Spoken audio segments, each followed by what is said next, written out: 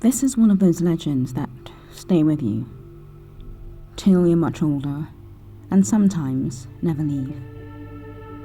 It's also the reason many children, particularly West African children, are afraid to set foot in large bodies of water. There was an incident that spooked us in childhood. We were at the beach off a beautiful island, which I loved to go to. It had beautiful sand and the water was so clear. I loved to walk off on my own and explore, collecting seashells and debris that had washed up. However, I stayed away from the water's edge, unless accompanied by my nanny or someone older. That day we sat and sipped on some coconut juice as the waves came to and fro. We noticed a commotion had built up a distance away. A young girl was missing and had completely disappeared.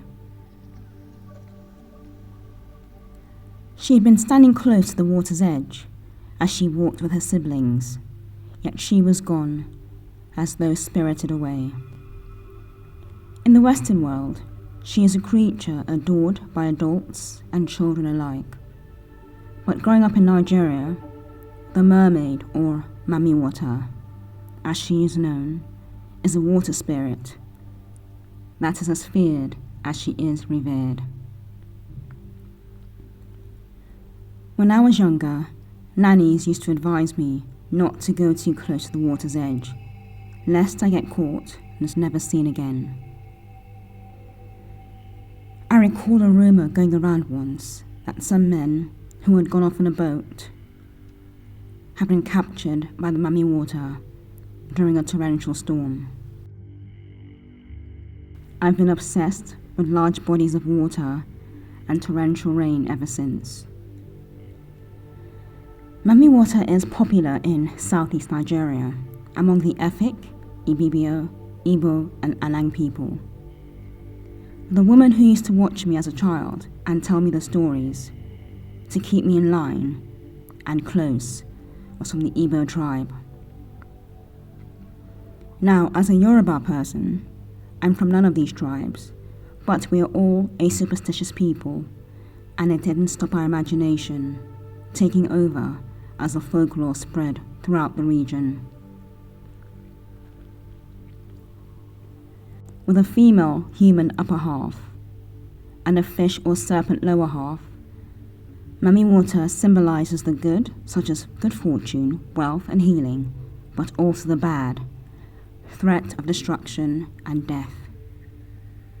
In some other tales, Mami Water is fully human in appearance, though never human, if you know what I mean. The existence and spiritual importance of Mami Water is deeply rooted in the ancient tradition and mythology of the coastal southeastern Nigerians. Compared to her aesthetically pleasing Western fairy tale counterpart, Mami Water is sometimes depicted with a snake around her neck, which represents both divinity and the art of divination. Other times, she may try to pass as completely human, wandering busy markets or going to bars. She may also manifest in a number of other forms. According to a Nigerian tradition, male followers may encounter the spirit in the guise of a beautiful, sexually promiscuous woman, such as a prostitute. In Nigerian popular stories, Mami Water may seduce a favored male devotee and then show herself to him following coitus.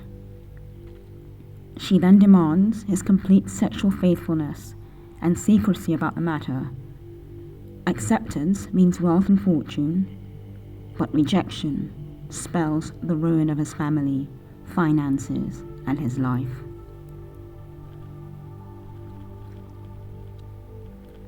She is always celebrated near, to, and in water through communal transformative rituals of music and dance that transferred history and memories from the African continent. The mummy water tradition survived the centuries-long slave trade system and, entwined with elements of Caribbean worship, continued to express itself in a variety of ways across the Americas.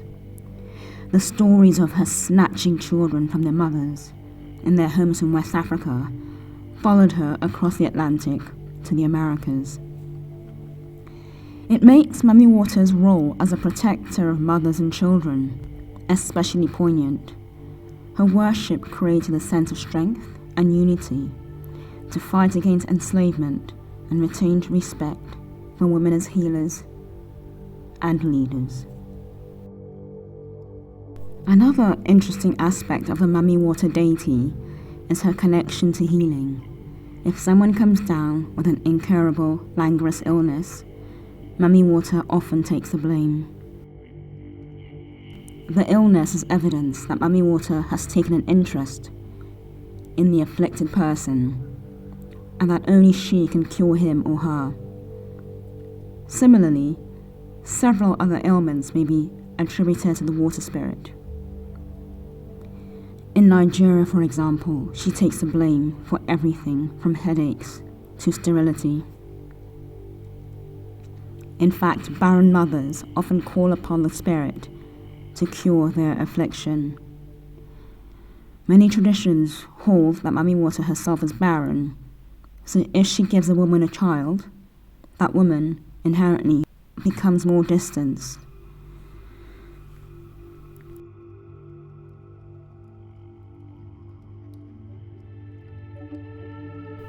Traders in the 20th century carried similar beliefs with them from Senegal to as far as Zambia.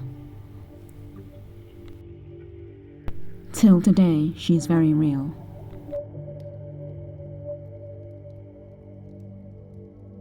Going back to my childhood incident, as we searched for the girl, there were a few murmurs of Mummy Water as people scoured the beach in pairs, with the non-believers uttering such words as rubbish.